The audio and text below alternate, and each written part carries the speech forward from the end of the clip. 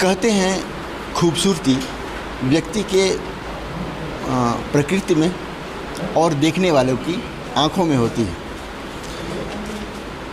अब beauty contest में सुंदरता देखने वालों का नज़रिया अलग अलग तरीके से परखा जाता है, उनका नज़रिया अलग ही होता है। हमारे साथ यहाँ 4 ब्यूटीज़ हैं और एक सुंदरता को जज करने वाली मैम भी हैं जिन्होंने इन्हें जज किया है कौन सुंदर है कौन सुंदर नहीं है। ऐसे तमाम लोग यहाँ मौजूद हैं यहाँ पे। लेकिन इन सुंदरियों की विशेषता ये है कि रायगढ़ जैसे छोटे कस्बे से ये निकली हैं और अपने आप को तैयार करके ये मिसेस एशिया में सेकंड रनर अप रही।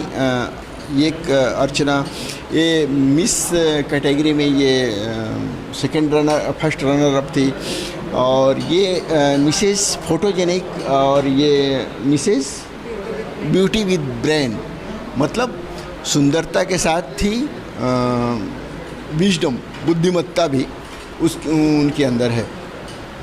सबसे पहले तो ये इनसे जो इन सब के मेंटोर एक तरह से मेंटोर हैं और उन्होंने इनके लिए सारी चीज़ें तैयार की हैं, इन्हें गाइड किया है एक तरह से। तो सबसे पहले उनसे पूछते हैं कि इन्होंने सौंदर्य का क्या पैमाना तय किया हुआ था और ये सौंदर्य का पैमाना होता क्या है। आपका मुनादी चौपाल में स्वागत है। तो सबसे पहले तो ये कि आखिर सौंदर्य का पैमाना क्या होता है। पहले तो आपका बहुत बहुत धन्यवाद, मुनादी चैनल का बहुत बहुत धन्यवाद। ये बोलना चाहूँगी कि देखिए सुंदरता का तो पैमाना ऐसा हम तय नहीं कर सकते, लेकिन क्योंकि ये पेजेंट है, पेजेंट्स में you have to look beautiful, आपको सुंदर दिखना है ना। आपको अपने जो पॉजिटिव फीचर्स हैं उनको एनहांस करना है, आपकी पर्सनालिटी में जो पॉजिटिव चीज़ें हैं उनको उभारना है, जो नेगेटिव पॉइंट्स हैं उनको आपको बैकलॉग में रखना है। सुंदरता सिर्फ दिखने से नहीं होती है, ये आपकी ओवरऑल पर्सनालिटी से झलकती है। ये सवाल उठता है कि रायगढ़ जैसे छोटे कस्बे, ये तो और सारंगढ़ में और रायगढ़ से भी छोटा कस्बा है, ये दोनों वहाँ से इन्हें तैयार कैसे किया कि ये इस तरह के कॉन्टेस्ट में हिस्सा ले सकें। देखिए इसका श्रेय तो बहुत कुछ मैं सोशल मीडिया को दूंगी, क्योंकि कोविड के समय से जो ये एजुकेशन और बहुत सारी चीज़ें हम ऑनलाइन कर सकते हैं, तो ये एक बहुत बड़ा हमें बेनिफिट मिलता है कि बहुत सारी ट्रेनिंग्स भी हम ऑनलाइन कर सकते हैं। जैसे मेकअप पार्ट हो गया, थोड़ा सा वॉक सिखाना है, स्टैंडिंग पोजीशन सिखानी है, कपड़े डिज़ाइन करने हैं, कलर थीम सेलेक्ट करनी है, तो ये सारी चीज़ें हम सोशल मीडिया के थ्रू ऑनलाइन कर सकते हैं। तो इनकी जो 4 महीने की ट्रेनिंग चली वो बहुत कुछ चीज़ें हमने ऑनलाइन ही की है। वहाँ तो ये लोग 3 दिन के लिए ही फिज़िकल ट्रेनिंग में थे, लेकिन जो ऑनलाइन प्रोसेस चला है 4 दिन का, पर्दे के पीछे की जो मेहनत है वो 4 महीने की मेहनत है। कितने कंटेस्टेंट थे वहाँ पे टोटल 35 कंटेस्टेंट थे, मिस एंड मिसेस कैटेगरी मिला के। तो उन्हें डिफीट करना कितना मुश्किल था और इन लोगों ने जिसे मतलब अचीव। देखिए बहुत टफ रहता है, क्योंकि ऑल ओवर इंडिया के पार्टिसिपेंट्स रहते हैं और हर कोई अपनी किसी भी मेहनत में कोई कमी नहीं छोड़ता है, चाहे टैलेंट राउंड की बात हो, चाहे कॉस्ट्यूम राउंड की बात हो, चाहे फिज़िकल मेहनत की बात हो। लेकिन कहीं ना कहीं कुछ एक एक्स्ट्रा पॉइंट हर किसी में होता है, कुछ एक एक्स्ट्रा चीज़ हर किसी में एक दिखती है, जिसकी वजह से वो पॉइंट्स गेन कर लेते हैं और वही पॉइंट्स एंड में डिफ़र करते हैं। और तीसरी चीज़ होती है आपका स्टेज प्रेजेंस। जब आप स्टेज पे खड़े हैं, अब आप जजेस के सामने और जब आप ऑडियंस के सामने खड़े हैं, तो आप किस वे में अपनी बात कम्युनिकेट कर रहे हैं सामने वाले से। अर्चना, आप थोड़ा सा इधर आ जाइए। आप मिसेस एशिया में अपने सेकंड रनर अप का वो जी तैयारियां कैसे की। मैंने सुना आप आपके बच्चे भी हैं और मेरी 10 साल की बेटी है। मैं सिंगल मदर हूँ। मेरी बेटी कोरबा में रहती है। मेरा जॉब, मैं मेडिकल कॉलेज रायगढ़ में कैजुअल्टी इंचार्ज के पद पे स्टाफ नर्स हूँ, काम करती हूँ। तो वो काम और ये साथ में ये प्रतियोगिता की तैयारियाँ करना काफ़ी कठिन होता है। तो वो सारी चीज़ें की, कोशिश की और रिज़ल्ट आपके सामने है। क्या ये पहला अटेम्प्ट है? ये मैं इसके पहला प्रोत्साहन मुझे तब मिला था 2022 में। मैं डीवा रायगढ़ का जो कॉन्टेस्ट मैडम कराती है, स्नेहा मैम, मैं उसकी विनर रह चुकी हूँ।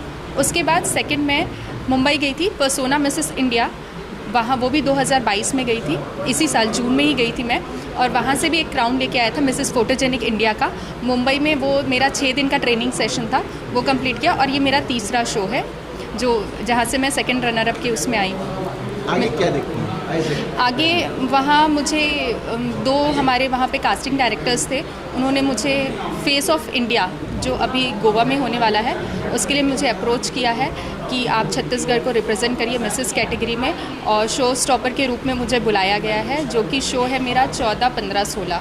क्या इसे आगे कैरियर बनाने का वो? कैरियर तो मेरा है नर्सिंग, और उसके अलावा अगर कुछ मिलता है तो बहुत अच्छी बात है, हम ज़रूर बढ़ना चाहेंगे। रुकिएगा, हमारे साथ एक बच्ची भी है, 15-16 साल की बच्ची है ये, और अभी 12th पास करी है। ये मिस इंडिया के उसमें मिस इंडिया ना इंडिया के मिस कैटेगरी में ये फर्स्ट रनर अप रह चुकी हैं। इससे कैरियर बनाने की कोई वो प्लान? हाँ, ये एज अ कैरियर भी बहुत अच्छा है और मैं अपने आप को आगे एज अ फैशन इन्फ्लुएंसर देखती हूँ, और इसके साथ में मेरी स्टडीज़ भी कंटिन्यू रहेंगी। ये एज अ पार्ट टाइम या साइड शो कह सकते हैं इसे, और नेक्स्ट मैं BBA पे कंटिन्यू करूँगी अपनी स्टडीज़, उसके साथ में मैं और भी शोज़ अपने मतलब जैसे भी मेरे को आगे अपॉर्चुनिटीज़ मिलती है मैं अपने आप को रेडी करने के लिए। फर्स्ट अटेम्प्ट था ये? हाँ, ये मेरा फर्स्ट अटैम्प्ट था। और इसकी तैयारी कैसे की, किस तरह से? और इसकी तैयारी तो मेहनत तो बहुत ही लगी, इसके पीछे बहुत ज़्यादा मेहनत है, और मेरी मम्मी भी मुझे बहुत फोर्स करती कि कर सकती है, तुम कर सकती हो। और टैलेंट राउंड पे मैंने डांस की वगैरह किया था, तो उसमें भी बहुत मेहनत लगी थी। कॉस्ट्यूम मेरा बहुत ही डिफरेंट था, मैंने बंजारन स्टाइल पे अपना कॉस्ट्यूम बेस किया था, तो बहुत ज़्यादा यूनिक और डिफरेंट था जो गुजराती स्टाइल पे है। और घर में किसी को नहीं कहा कि पढ़ाई की? नहीं, मेरी पढ़ाई साथ में बहुत अच्छी चल रही थी। मैंने 12th के मेरे एग्ज़ाम्स चल रहे थे जब इसका ऑडिशन हुआ, तो मेरी पढ़ाई बिल्कुल भी इस पर डिस्टर्ब नहीं हुई। मम्मी ने मेरे लिए ऑडिशन मम्मी ने किया था वीडियोज़ और फ़ोटोज़ के थ्रू पे, लेकिन मुझे नहीं बताया था कि तुम्हारी ऑडिशंस हो चुकी है, ताकि मेरी पढ़ाई डिस्टर्ब ना हो। और मैंने 81% ला के अपनी 12th के रिज़ल्ट बहुत अच्छे से निकाले। और ये हैं योगुडम, ये इनकी मम्मी हैं, और ये भी ब्यूटी कॉन्टेस्ट में मिसेस फोटोजेनिक रही हैं।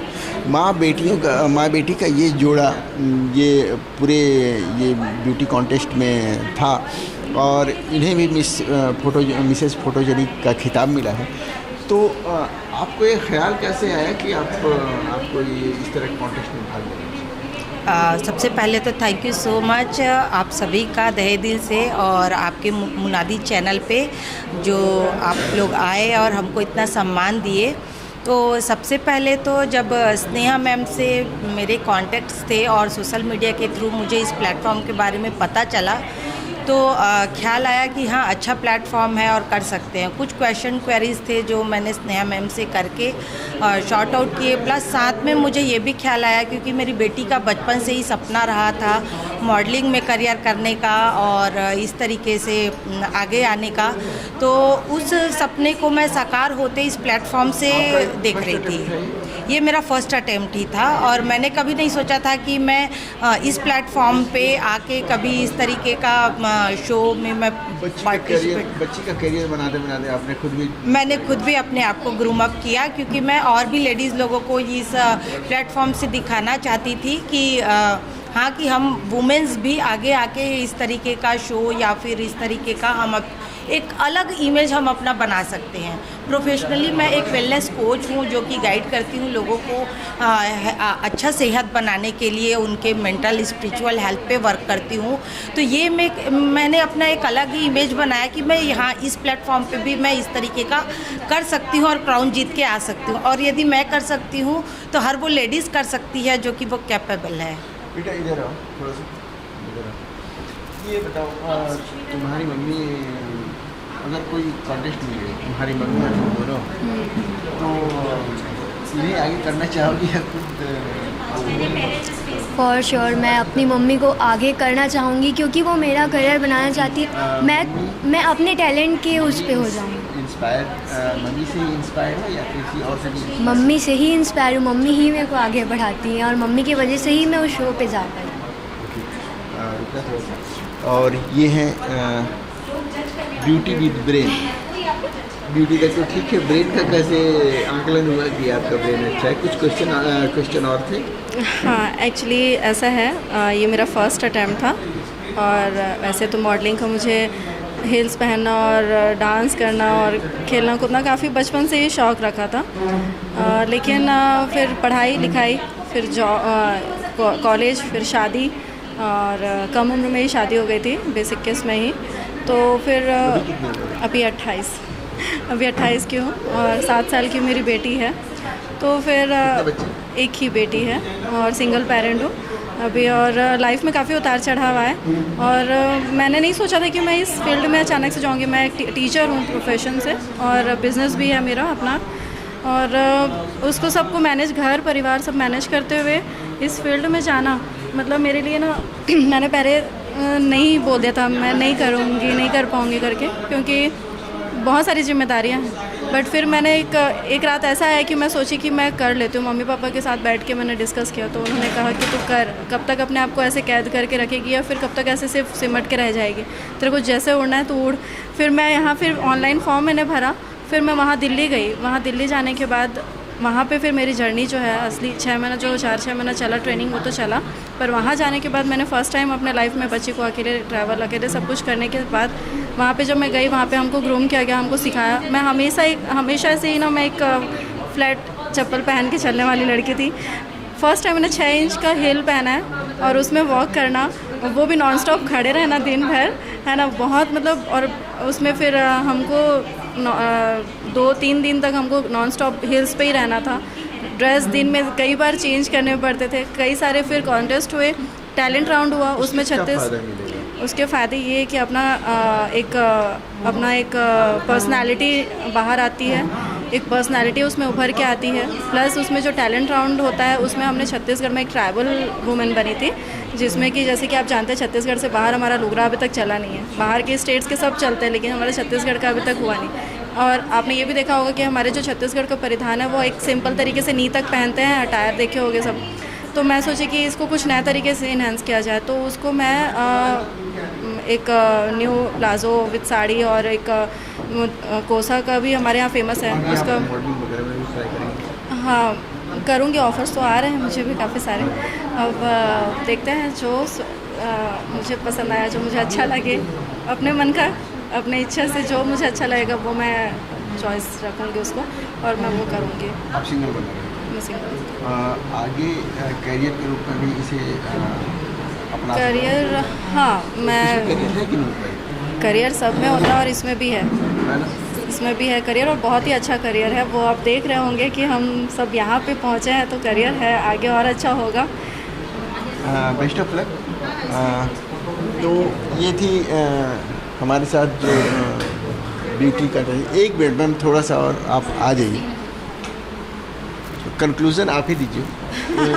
ये बता दीजिए कि आखिर ये लोग जब यहाँ तक, इस मुकाम तक पहुँचे हैं, तो इन्हें और आगे कहाँ तक जाना है? देखिए, आगे की तो कोई सीमा नहीं है ना। ये इनके ऊपर है कि ये इस बिगनिंग को, ये जो इनकी शुरुआत है, इसको कहाँ तक लेके जाना चाहते हैं। इनके लिए कहा जा सकता है sky has no limit. Sky has no limit, we have just open the door. अभी तो शुरुआत हुई है, आगे और बढ़ना है। तो thank you all of you. और ये आपने देखा कि किस तरह से ये सुंदरता के साथ साथ इनके अंदर जो क्षमता बातचीत के दौरान जो हमें दिखती है, निश्चित रूप से आई विश भी कि ये लोग बहुत आगे जाएं और बेहतर मुकाम हासिल करें। और ऐसे जो कस्बाई क्षेत्रों से, कस्बाई शहरों से जो प्रतिभाएं निकलना चाहिए और निकालने के लिए जो मेहनत डॉक्टर स्नेहा चितवानी मैम कर रही हैं, उनके और ऐसे और चीज़ें होनी चाहिए जो ऐसे टैलेंट को उभार करके उन्हें अच्छा प्लेटफॉर्म दे और उनको इन उपलब्धियों तक उन्हें पहुंचा सके। आप देखते रहिए मुनादी चौपाल और सब्सक्राइब कीजिए, लाइक कीजिए। और अगर आपके जहन में कुछ सवाल है तो हमें कमेंट बॉक्स में सवाल कर सकते हैं, हम उसका जवाब ज़रूर देंगे। Thank you.